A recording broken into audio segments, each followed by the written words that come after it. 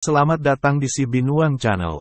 Terima kasih sudah mampir. Mari kita lanjutkan novel Tikam Samurai, Si Bungsu, karya Makmur Hendrik, bagian 40. Masuklah, katanya. Suaranya lembut. Mei Mei melangkah masuk. Pondok itu cukup besar, berdinding bambu, berlantai tanah beratap rumbia. Seorang anak perempuan muncul. Barangkali usianya sekitar 12 tahun. Namun tubuhnya kelihatan segar. Kusir bendi itu meletakkan tubuh si bungsu di sebuah kamar di atas balai-balai bambu. Mei Mei tegak di sisi pembaringan. Biarkan dia tidur, kata kusir itu sambil melangkah keluar kamar. Dia minta istrinya untuk membuat kopi. Mei Mei duduk termenung di tepi pembaringan dekat tubuh si bungsu. Anak muda itu tergolek tak sadar diri. Gadis itu meraba wajahnya. Terasa dingin dan berpeluh. Dia tegak dan berjalan ke pintu. Pak. Dia berpeluh dan tubuhnya dingin, katanya pada kusir yang kini tengah membuka kekang kudanya. Biarkan saja, dia takkan apa-apa. Dia memiliki tubuh yang kuat. Sebentar lagi dia akan sembuh. Nona istirahatlah di dalam, kata kusir itu. Suaranya terdengar berat tapi ramah dan bersahabat. Kekhawatiran yang sejak tadi bersarang di hati Mei Mei lenyap ketika mendengar suara kusir itu. Dia lalu berbalik ke kamar. Duduk di sebuah bangku kecil dekat dinding. Menatap diam-diam pada si bungsu yang masih saja tak sadar. Tak lama kemudian, terdengar suara azan dari kejauhan. Kusir itu sembahyang subuh dengan istri dan gadis kecilnya. Tak selang berapa lama setelah sembahyang subuh itu, Mei Mei mendengar suara orang datang. Dia mendengar kusir itu berjalan keluar. Kemudian sepi, tapi hanya sebentar. Tak lama antaranya, dia dengar suara tanah berdentam dan suara seperti orang berkelahi. Mei Mei tertegak. Takutnya muncul, siapa orang yang baru datang itu? Dia tegak dan berjalan ke tempat tidur di mana si bungsu masih terbaring.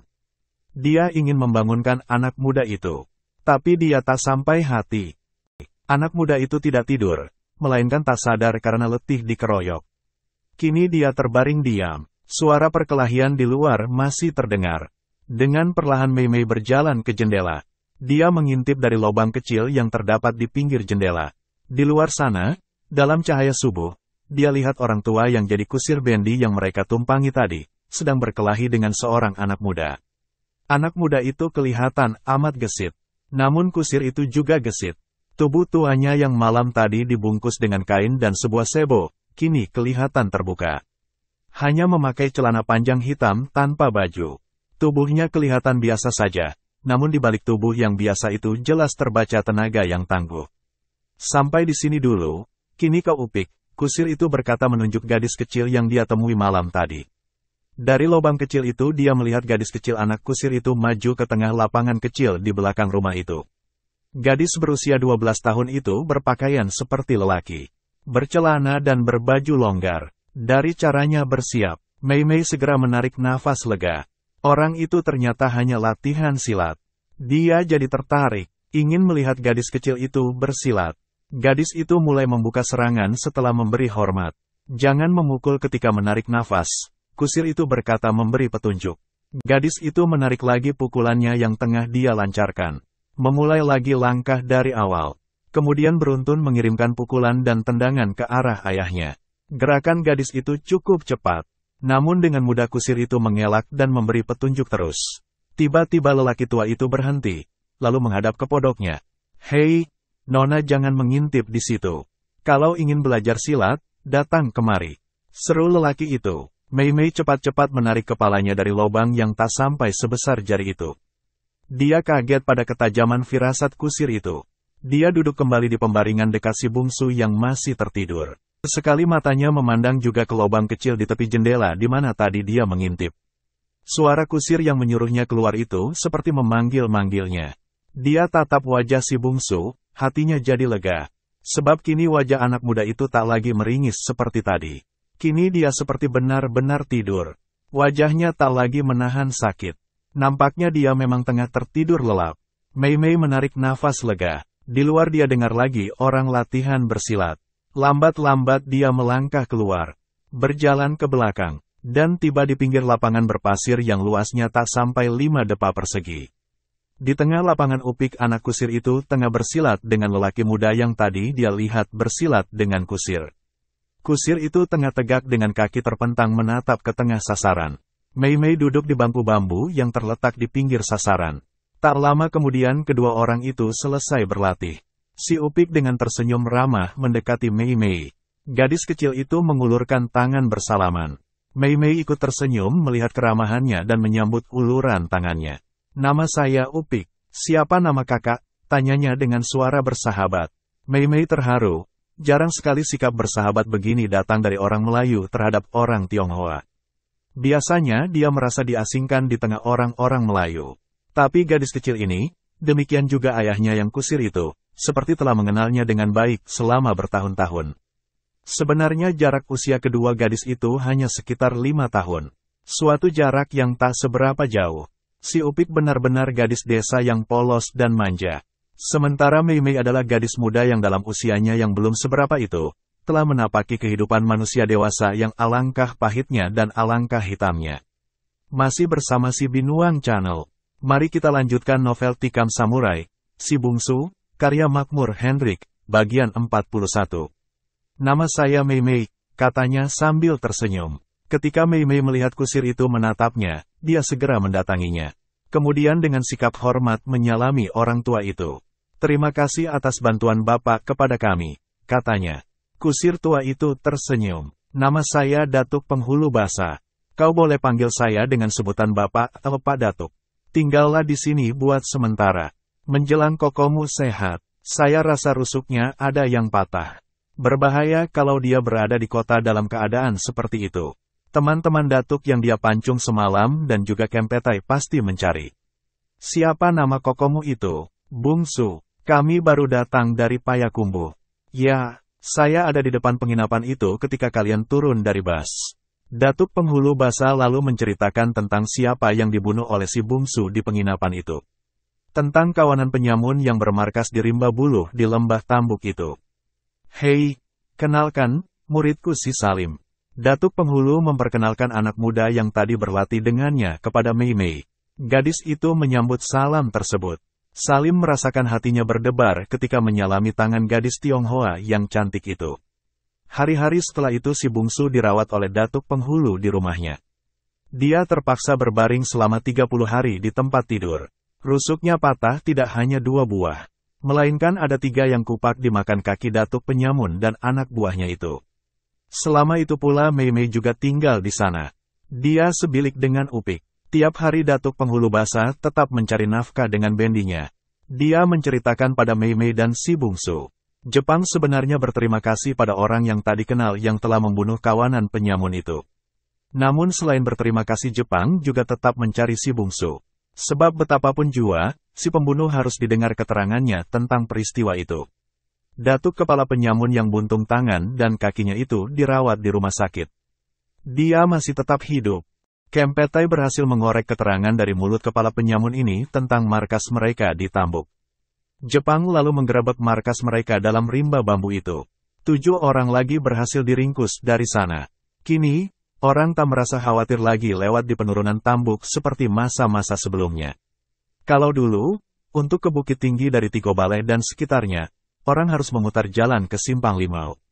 Atau berputar ke Banu Hampu terus ke Jambu Air. Mereka tak pernah aman lewat di penurunan Tambuk itu. Tak jarang orang menemui mayat di batang tambuk yang berair deras itu. Tapi kini masa seperti itu sudah lewat. Suatu hari ketika si Bungsu merasa agak baik, dia coba untuk berdiri. Sudah berlalu masa 20 hari sejak dia dibawa ke rumah ini. 3 tulang rusuknya yang patah sudah agak terasa nyaman. Itu karena rawatan Datuk itu anak beranak. Mei Mei dengan tambahan ramuan kering yang dia bawa dari Gunung Sago. Pagi itu dia terbangun karena kicau burung dan suara bentakan-bentakan di luar rumah. Dia buka jendela dan menghirup udara pagi segar yang menerobos masuk. Dilihatnya kopi sudah terletak di atas meja kecil di dalam kamar itu. Dalam sebuah gelas terletak beberapa bunga-bunga kobra bunga mawar. Pastilah Mei Mei yang meletakkannya. Seperti kebiasaan gadis itu setiap pagi selama di rumah ini. Datuk Penghulu pasti belum kembali. Sebab malam tadi dia berkata, bahwa malam ini mereka ada perlu. Kabarnya ada pertemuan pejuang di Bukit Ambacang. Datuk itu termasuk salah seorang dari pejuang itu. Ketika dia menoleh ke arah belakang, dia tertegun. Di lapangan kecil di belakang rumah itu, dilihatnya orang sedang bersilat. Yang satu pastilah si Salim, kemenakan Datuk Penghulu. Dia kenal pemuda itu selama berada di rumah ini. Pemuda baik dan rendah hati dan berbudi. Yang dia hampir-hampir tak percaya atas penglihatannya adalah lawan si Salim bersilat itu. Lawannya adalah seorang perempuan, seorang gadis. Pakaian serba hitam dan rambutnya yang panjang diikat tinggi-tinggi. Pakaian yang hitam sangat kontras dengan kulitnya kuning bersih. Jurus silat yang dia bawakan amat berlawanan dengan tubuhnya yang lemah lembut, dan wajahnya yang cantik. Mei Mei belajar silat ini benar-benar suatu yang luar biasa. Di tepi lapangan, si Upik anak Datuk Penghulu Basa melihat dengan penuh perhatian. Sesekali gadis kecil itu bersorak bila tendangan atau pukulan Mei mengenai tubuh Salim. Atau sesekali gadis itu berseru berang bila kebetulan pemuda itu mengenai tubuh Mei. Si bungsu benar-benar terpesona. Dia tak mengerti silat, tapi melihat gerakan Mei, dia yakin gadis itu sudah mulai cepat dengan kaki dan tangannya. Padahal baru 20 hari dia belajar. Saat itu, ketika Salim berniat menangkap pukulan tangan Mei, gadis itu membiarkannya. Ketika Salim berniat menguasai tangan tersebut, di luar dugaan, kaki kiri Mei yang berada di belakang kaki kanannya, menendang ke depan dengan kuat dan cepat sekali. Tendangan itu demikian telaknya. Salim baru menyadari bahaya tendangan itu ketika sudah terlambat. Masih bersama si Binuang Channel. Mari kita lanjutkan novel Tikam Samurai, Si Bungsu, karya Makmur Hendrik, bagian 42. Tendangan itu masuk ke perutnya tak ada ampun. Tubuhnya terlipat dan terguling ke tanah. Si Upik bersorak gembira. Mei tertegun melihat akibat tendangannya. Salim meringis dan merangkak bangun. Mei membantunya tegak dengan wajah penuh penyesalan. Maafkan saya tak sengaja. Salim tegak tapi tersenyum. Benar-benar jurus cuek sadapo yang sempurna.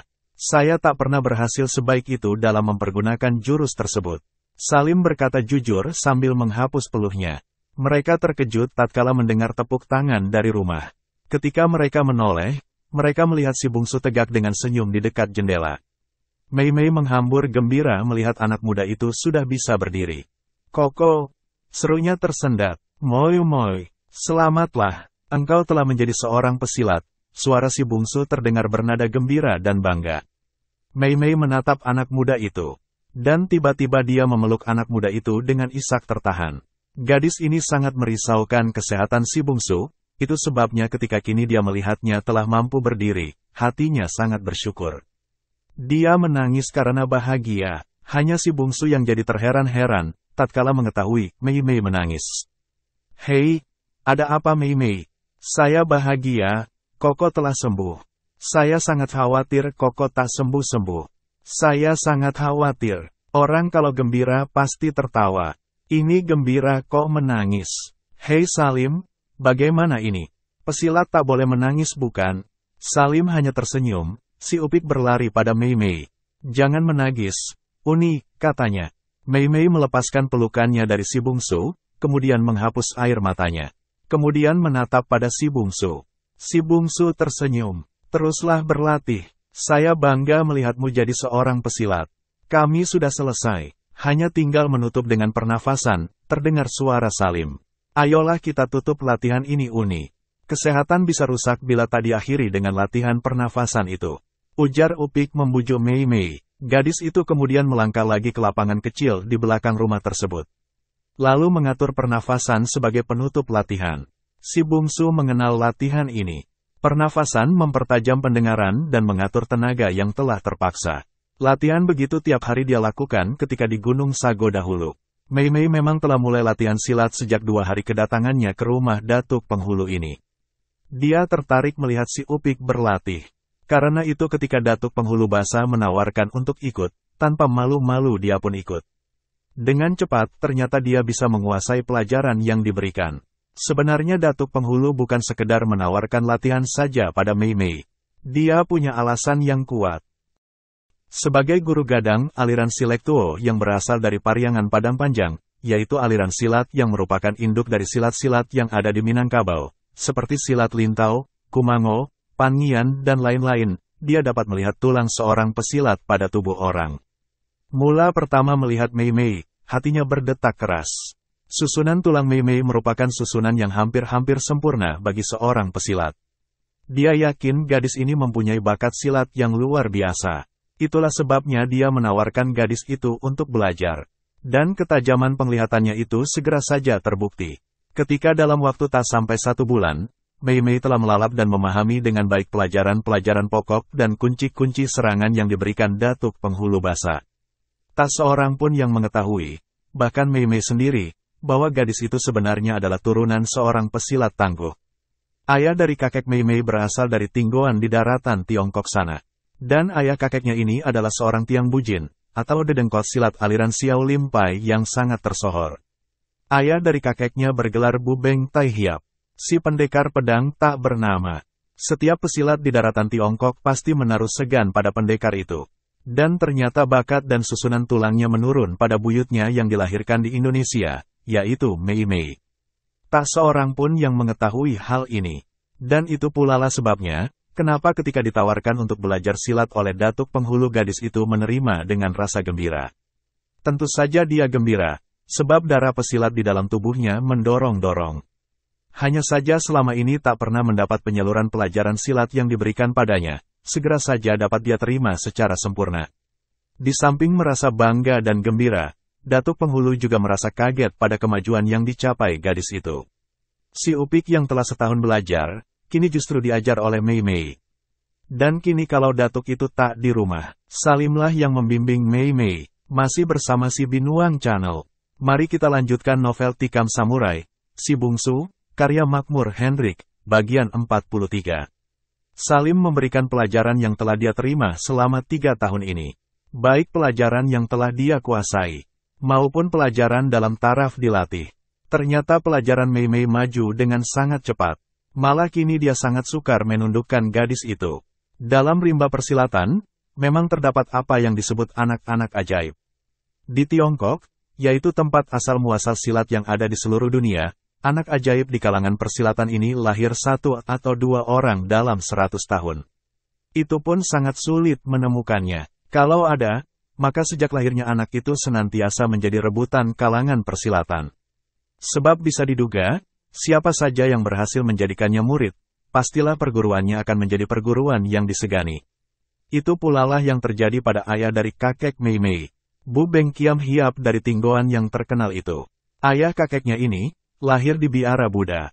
Biara itu milik perguruan Bu Tong Pai. Kala itu biksu Bu Tong Pai yang melihat pertama kalinya sangat terkejut. Diam-diam dia memelihara anak itu. Namun biksu itu membuat suatu kesalahan. Dalam rangka mengamankan anak itu agar tak sampai jatuh ke tangan perguruan lain, dia sampai-sampai tak membenarkan ayah ibunya menemui si anak. Ini sudah keterlaluan. Suatu malam anak itu diculik oleh ayahnya sendiri. Dan si ayah hampir mati di tangan si biksu. Namun saat itu muncul seorang pendekar dari perguruan Xiao Lim Pai, yang menolong ayah dan ibu anak itu dari kematian. Membawa ketiga beranak itu ke perguruannya. Dan tentu kehadiran anak itu disambut dengan kaget dan gembira oleh guru-guru besar perguruan tersebut. Akhirnya ayah kakek Mei Mei menjadi pesilat yang kesohor. Kesohor karena dia selalu muncul di saat-saat genting. Di mana ada penindasan dari yang kuat pada yang lemah, di sana dia muncul dan turun tangan menolong. Siapa sangka, cucu buyutnya yang lahir di Indonesia juga mempunyai susunan tulang seperti dia. Dan kini menjadi murid dari perguruan silat Tuo di Minangkabau. Datuk Penghulu tak memiliki banyak murid. Bukannya tak ada orang yang ingin berguru padanya. Cukup banyak orang yang datang. Tapi dia selalu menolak dengan halus. Kini muridnya hanya 3 orang. Si Upik anaknya, Salim kemenakannya dan Mei Mei. Hanya 3 orang. Namun dia merasa puas dengan ketiga muridnya ini. Salim dan Mei Mei menjadi 2 sahabat. Kehadiran Mei Mei di rumah Datuk Penghulu tak banyak diketahui orang. Pertama karena rumah Datuk itu terletak di tengah kebun yang luas. Selain itu dikelilingi pula oleh hutan bambu di daerah Padang Gamuak. Di daerah itu hanya ada beberapa rumah. Mei Mei juga sangat menyayangi Upik. Gadis kecil ini tak punya abang dan tak punya kakak. Itulah kenapa dia memanggil Mei Mei dengan sebutan Uni. Mei Mei senang punya adik seperti dia. Baik Datuk Penghulu maupun istrinya, sangat menyayangi Mei Mei. Gadis itu sangat pandai membawa diri. Dia sudah bisa bertanak dan menggulai. Pandai merendang dan membuat dendeng. Mei Mei gadis yang tak segan bekerja keras membantu istri Datuk Penghulu. Hari ini, selesai latihan Salim mengawani si bungsu. Dia ingin membawa anak muda itu berjalan-jalan keliling rumah untuk melatih kakinya. Mereka berjalan di bawah pohon bambu. Kemudian tengah hari mereka kembali ke rumah. Si bungsu duduk di bawah pohon jambu di depan rumah tersebut, dikawani oleh Salim. Salim menceritakan kemajuan-kemajuan yang dicapai oleh Mei Mei dalam latihan silat. Saya dengar Mak Datuk bercerita tentang perkelahian engkau dengan penyamun-penyamun di penginapan itu. Salim berkata setelah dia bercerita tentang kemajuan Mei Mei dalam silat. Oh ya, saya ingin sekali belajar mempergunakan samurai itu.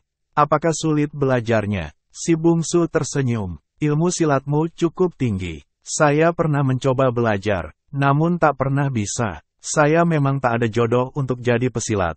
Mempergunakan samurai ini pun hanya karena takdir saja. Kekerasan tekad untuk membalas dendam. Dia lalu menceritakan nasib keluarganya. Nasib yang menimpa diri mereka.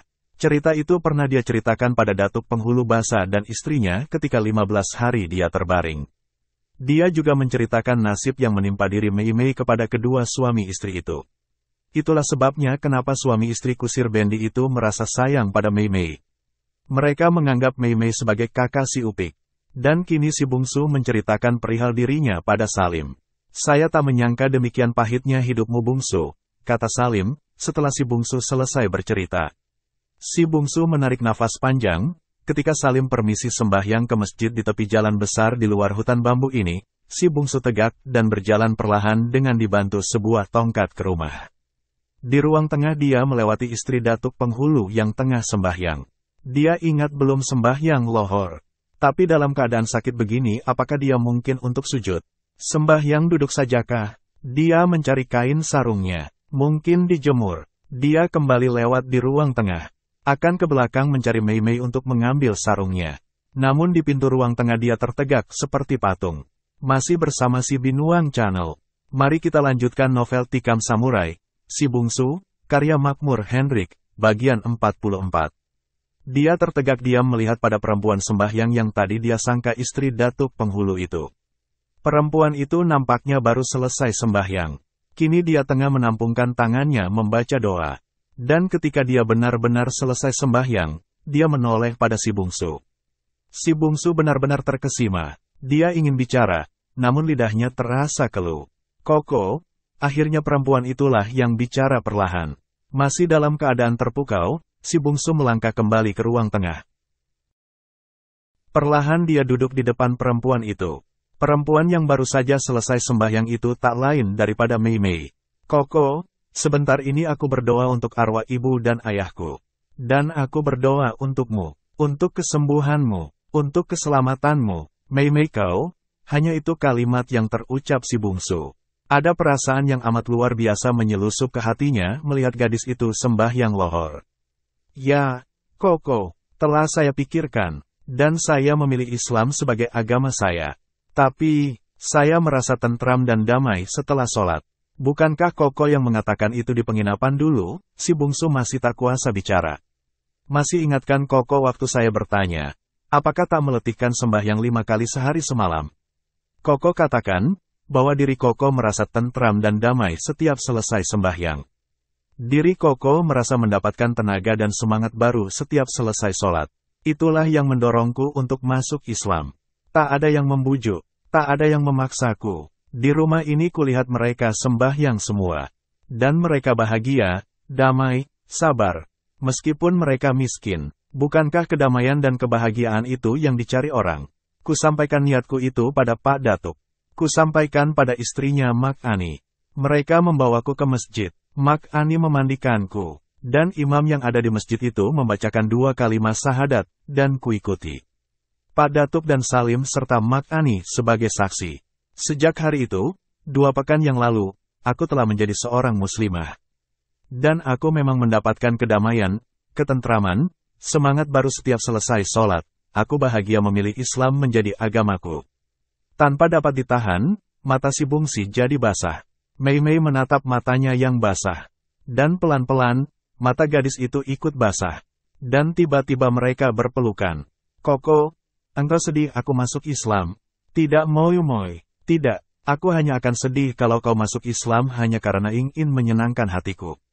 Percayalah, tanpa masuk Islam pun aku tetap sayang padamu. Engkau tetap adikku. Tidak Koko, aku masuk Islam bukan karena engkau. Aku masuk Islam karena takdir Tuhan. Bukankah takdir manusia di tangan Tuhan yang satu? Tuhan menakdirkan aku bertemu denganmu. Tuhan pula yang menakdirkan aku masuk Islam.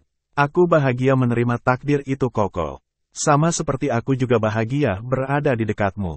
Terima kasih Moy. Terima kasih adikku. Peristiwa itu dilihat oleh Datuk Penghulu yang baru pulang. Juga dilihat dan didengar oleh Mak Ani, ibu si Upik yang tegak di ruang tengah. Karenanya mereka pada mengusap matanya yang basah. Terharu melihat persaudaraan kedua anak muda yang berlainan bangsa ini. Yang satu kehilangan seluruh familinya di tangan Jepang. Yang satu kehilangan kehormatannya di tangan Jepang. Nasib mempertemukan mereka, persis seperti diucapkan oleh Mei Mei sebentar ini. Bahwa mereka dipertemukan oleh takdir yang telah diatur oleh yang satu. Masih bersama si Binuang Channel. Mari kita lanjutkan novel Tikam Samurai, Si Bungsu, karya Makmur Hendrik, bagian 45. Tanpa terasa setahun telah berlalu. Selama setahun itu Mei Mei dan si Bungsu tetap tinggal di rumah Datuk Penghulu di kampung Padang Gamuak Tarok. Mereka seperti tinggal di rumah orang tua sendiri. Datuk Penghulu dan istrinya menerima mereka dengan tangan terbuka. Datuk Penghulu ternyata seorang pejuang yang menghubungi anggota Gyugun, yaitu tentara Jepang yang berasal dari pemuda-pemuda Indonesia. Dia menginventarisir senjata yang berhasil dicuri, juga logistik, dikumpulkan untuk mempersiapkan bila terjadi perang kelak. Dia juga mencatat nama-nama para anggota Gyugun yang bersedia menjadi tentara peta, yaitu pasukan pembela tanah air. Kesibukan Datuk Penghulu akhir-akhir ini memang makin meningkat. Sementara itu, kemahiran Mei Mei dalam persilatan setahun ini maju dengan amat pesat. Salim yang selama ini bertindak sebagai pembantu Datuk Penghulu untuk mengajar Mei Mei, kini sudah tercecer jauh sekali. Bahkan dalam beberapa kali latihan, Mei Mei berhasil mengalahkan Datuk Penghulu. Datuk Penghulu jadi sangat bangga dan bahagia mempunyai murid seperti dia. Berbeda dengan guru-guru silat pada umumnya, yang merasa terhina bila muridnya berhasil mengalahkannya. Datuk Penghulu justru merasa karena tak ada lagi ilmu yang bisa dia turunkan kepada Mei Mei. Sedangkan si Bungsu juga melatih samurainya. Dia tak ikut belajar silat. Meskipun Datuk Penghulu pernah menawarkan padanya untuk ikut, namun dia merasa sudah terlambat. Keinginannya kini hanya satu, membalaskan dendam keluarganya membunuh Saburo dengan samurainya. Ayahnya telah bersumpah sesaat sebelum mati, bahwa dia akan menuntut balas membunuh Saburo dengan samurai. Dia saksi langsung saat sumpah itu diucapkan. Adalah kewajibannya untuk melaksanakan. Karena itu, selama setahun di rumah Datuk dia melatih kecepatan samurainya dalam hutan bambu yang ada di sana. Dia mengulangi lagi cara latihannya seperti di Gunung Sago dahulu.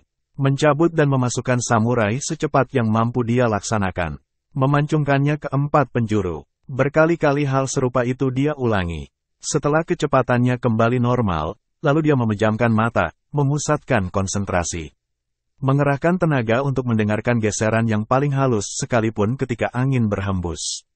Beberapa daun bambu jatuh. Dia menanti. Ketika daun bambu itu tinggal sedepa dari permukaan tanah dia mencabut samurainya, secepat kilat. Kemudian dengan masih tetap memejamkan mata, dia bergerak 2 langkah ke kanan. Menyabetkan samurainya 2 kali. 2 helai daun bambu terbelah. Kemudian berguling cepat ke kiri, menyabetkan samurainya 2 kali. Sehelai daun bambu belah 2. Dan sehelai lagi luput dari tebasan samurainya. Dia mengulangi latihan begitu terus-menerus. Hingga akhirnya kecepatan dan kemahirannya bertambah dari yang sudah-sudah. Selama setahun itu mereka tetap tinggal bersama Datuk Penghulu dan Tek Ani. Dengan uang yang mereka bawa dari Payakumbuh, ditambah perhiasan yang mereka peroleh dari rumah babah gemuk pimpinan komunis itu, Mei Mei dan si Bungsu dapat membantu kehidupan Datuk itu. Bahkan Mei Mei menyuruh si Upik sekolah terus dengan biayanya. Malam itu, ketika Datuk Penghulu dan si Bungsu tak di rumah, Mei Mei tengah membaca Al-Quran, Tek Ani dan Upik menyimaknya. Suaranya yang halus lembut seperti membelah hutan bambu, menyelusup di antara pohon-pohon dan daunnya yang hijau. Di rumah Datuk itu hanya mereka bertiga kini. Datuk Penghulu entah berada di mana. Kegiatannya sangat memuncak, sebab waktu itu adalah penghujung bulan Juli tahun 1945. Yaitu 2 pekan lagi sebelum proklamasi dibacakan di Pegangsaan Timur Jakarta, pejuang-pejuang Indonesia saling mengadakan kontak dengan tokoh-tokoh pergerakan. Datuk Penghulu pimpinan dari 8 kurir utama kaum pejuang yang berpusat di Bukit Tinggi. Dialah yang menghubungkan kontak antara Mayor Dahlan Jambek yang saat itu bertugas dalam Giugun dan bermarkas di Pasaman dengan Mayor Makimudin di Payakumbuh. Kepada mereka disampaikan pesan-pesan dari Engku Syafei, tokoh pejuang bawah tanah yang bermarkas di Kayu Tanam. Kontak itu juga menghubungkan mereka dengan Encik Rahma El Yunusiah, seorang pejuang wanita yang mendirikan sekolah diniyah putri di Padang Panjang. Menjelang hari proklamasi, kesibukan para pejuang sangat meningkat. Sebaliknya, Kempeitai yang merupakan polisi militer Jepang, memperketat pula pengawasan mereka. Sudah tentu anggota-anggota Giugun yang berasal dari pemuda Indonesia berada dalam pengawasan utama dan sangat ketat. Gerak-gerik mereka diawasi secara rahasia. Dari pengawasan dan penyelidikan itulah bocor rahasia tentang diri Datuk Penghulu Ayah Si Upik di Padang Gamuak itu. Dari penyelidikan diketahui bahwa kusir bendi hanya dibuat sebagai kedok saja dari tugas mata-matanya. Kempeitai menyiapkan suatu penyerangan ke rumahnya. Dan malam itu 5 orang Kempeitai pilihan datang ke rumah mereka. Namun seperti telah diutarakan di atas, saat itu Datuk tersebut tak ada di rumah. Yang ada hanyalah istri Datuk itu, Mei Mei dan Si Upik. Perempuan ketiganya, si bungsu sendiri pun tak ada di rumah tersebut. Dia tengah menggantikan tugas Datuk Penghulu membawa bendinya. Ada berita penting yang sedang dia nanti di kota, yaitu tentang diri Saburo. Untuk itu dia menyamar sebagai kusir untuk menemui kurir di kota. Tek Ani, Si Upik dan Mei Mei kaget dan terhenti mengaji tatkala pintu didobrak oleh Kempeitai. "Mana Datuk Penghulu?" Seorang Kempeitai bertanya dengan senjata terhunus. Sementara yang seorang lagi mengawasi setiap sudut rumah. Mata mereka merah dan nyalang. Waspada terhadap segala kemungkinan. Ketika pernyataan itu diulangi, barulah Tek Ani menjawab bahwa suaminya memang tak ada. Orang yang menggeledah itu kemudian berbisik-bisik dengan komandannya yang berpangkat De Jun I, pembantu letnan, yang memimpin penggerebekan itu. De Jun I itu menatap Mei Mei dengan mata berkilat. Ketika dia mengangguk, yang berbisik tadi lalu keluar. Lalu terdengar suaranya menyuruh jaga sekitar rumah itu. Dari jawaban di luar, Mei Mei segera tahu bahwa di luar ada 3 orang lagi tentara Jepang. Sahabat Si Binuang Channel, novel bersambung ke bagian 46.